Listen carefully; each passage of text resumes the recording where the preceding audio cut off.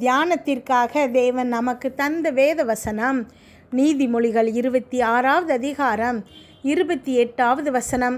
கள்ள நாவு தன்னால் கிளேசப்பட்டவர்களை பகைக்கும், இச்சகம் பேசும் வாய் அழிவை உண்டு பண்ணும். கிறிஸ்துவுக்குள் பிரியமானவர்களே, வேறு ஒரு மொழிபெயர்ப்பில் இது எப்படி போடப்பட்டிருக்குது அப்படின்னா, பொய் நாவு தன்னால் பாதிக்கப்பட்டவர்களை வெறுக்கிறதாம். பொருள் ஆதாயத்திற்காக பேசப்படுகிற போலியான மிகைப்படுத்தப்பட்ட புகழ்ச்சி வார்த்தைகள் அழிவை உண்டாக்குகின்றன அப்படின்னு போடப்பட்டிருக்குது. தானியேல் 6வது அதிகாரத்தை வாசித்து பார்க்கும்போது தானியேலுக்குள்ள ஒரு விசேஷித்த ஆவி இருக்கிறது. அப்படிங்கிறதுனால அவனை ராஜ்யம் முழுமைக்கும் அதிகாரியாக ஏற்படுத்தணும்னு ராஜா நினைக்கிறாரு. மற்ற உயரதிகாரிகளுக்கும் நிர்வாகிகளுக்கும் அது பிடிக்கவே இல்லை. ஆகையால் அவங்க போலியான புகழ்ச்சி வார்த்தைகளை பயன்படுத்தி தரியூர் ராஜா ஒரு சட்டத்தை ஏற்றும்படி நயவஞ்சகமாக செயல்படுறாங்க. ஏன்னா தானியேல் தன்னுடைய விசுவாச நிலைப்பாட்டின் நிமித்தம் அந்த சட்டத்துக்கு கீழ்ப்படிய மாட்டான் அப்படிங்கிறது அவங்களுக்கு நல்லா தெரியும்.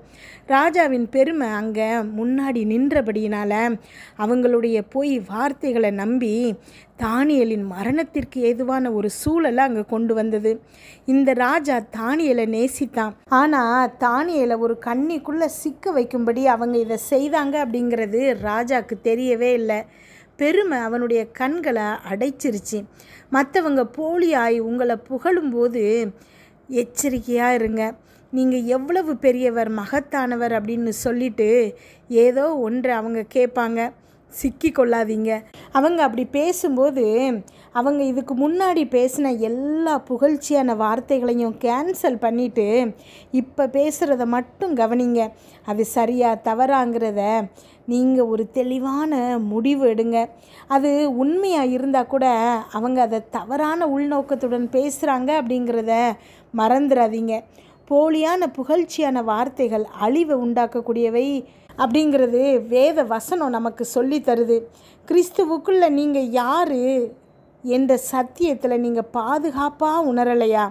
உங்களை குறித்து நன்றாக உணர்வதற்கு மற்றவங்களுடைய புகழ்ச்சியான வார்த்தைகள் உங்களுக்கு தேவைப்படுதா என்ன? போலியான புகழ்ச்சி வார்த்தைகள் எல்லாவற்றையும் நிராகரிங்க.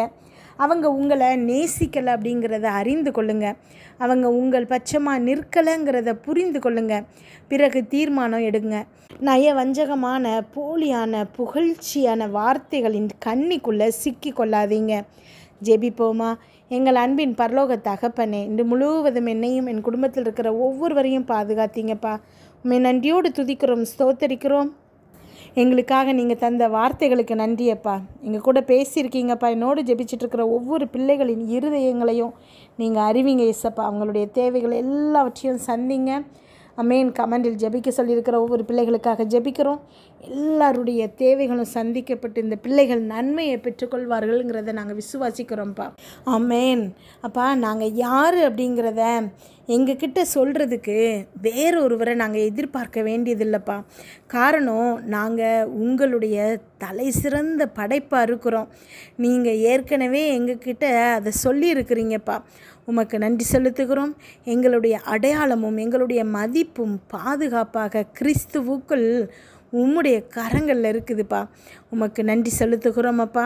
தவறான ஒன்றை எங்களை செய்ய வைக்கும்படி மற்றவங்க எங்ககிட்ட பேசுகிற போலியான புகழ்ச்சி வார்த்தைகள் நாங்கள் அடையாளம் கண்டுபிடிக்க எங்களுக்கு உதவி செய்யுங்கப்பா. அமேன். நீங்கள் என்னோடு ஜெபிச்சிட்ருக்கிற நீங்கள் ஒவ்வொருத்தரும் ஏசப்பா கிட்ட இந்த ஜெபத்தை ஏறெடுங்க. ஏன்னா நம்மளை சுற்றி இருக்கிற மனுஷங்க நிறைய பேர் போலியானவங்க தான். அவங்க பேசுகிற வார்த்தைகளில் உண்மை கிடையாது. எப்படியாவது அவங்க காரியத்தை சாதிக்கணுங்கிறதுக்காக உங்ககிட்ட பேசி பொய் சொல்லி உங்களை சம்மதிக்க வைக்கிறாங்க. நிறைய நேரங்களில் நாம் அதில் ஏமாந்து போயிடுறோம். இன்றைக்கு தேவன்கிட்ட நாம் அந்த ஞானத்தை கேட்க போகிறோம். யாருடைய புகழ்ச்சியான வார்த்தைகளுக்கும் நாம் அடிமையாகாமல் நாம் யாருங்கிறத கிறிஸ்துவுக்குள்ளே நாம் கண்டு கொள்ளணுமே தவிர நமக்கு எதிராக நம்மக்கிட்ட பேசுகிறவங்க கூட வார்த்தைகள்லேருந்து நாம் அதை கண்டுபிடிக்கக்கூடாது. ஏன்னா தேவனுடைய கண்களுக்கு நாம் விலையேற பெற்றவங்களாக தான் இருக்கிறோம். அவருடைய கண்களில் நாம் கிரீடமாக இருக்கிறோம். அவருக்கு நாம் ரொம்ப பிடித்த பிள்ளைகளாக தான் இருக்கிறோம். இந்த எல்லா சர்டிஃபிகேட்டையும் தேவன் நமக்கு கொடுத்துருக்கிறாரு. இதை விட பெருசாக மனுஷங்க நம்மளை என்ன புகழ்ந்துட முடியும்? நீங்கள் நல்லவங்க, வல்லவங்க, உதவி செஞ்சுருக்கீங்க அப்படியெல்லாம் சொல்கிறது உண்மையாக இருந்தால் கூட அந்த மனுஷங்க உங்ககிட்ட காரியம் சாதிக்கிறதுக்காக தான் பேசுகிறாங்க. அதையெல்லாம் சொல்லி முடிச்சதுக்கப்புறம் அவங்க என்ன சொல்ல வராங்கங்கிறத நீங்கள் யோசிங்க.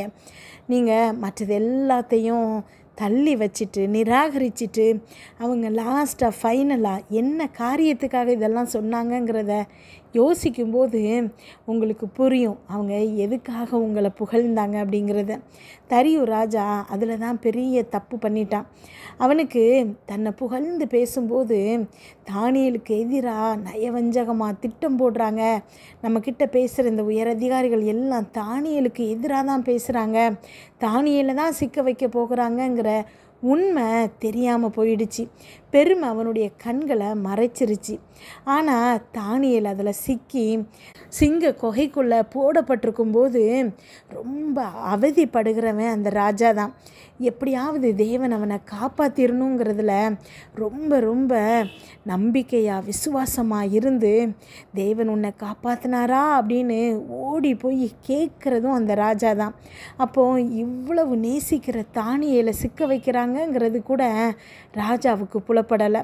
நம்முடைய வாழ்க்கையிலையும் நிறைய நேரங்களில் யாராவது நம்மக்கிட்ட பேசும்போது எதுக்காக பேசுகிறாங்க, என்ன சொல்கிறாங்கங்கிறது புரியாமல் நிறைய விஷயங்களில் நாம் சிக்கிக்கிறோம், இல்லை நம்மளை சார்ந்தவங்களை சிக்க வைக்கிறோம்.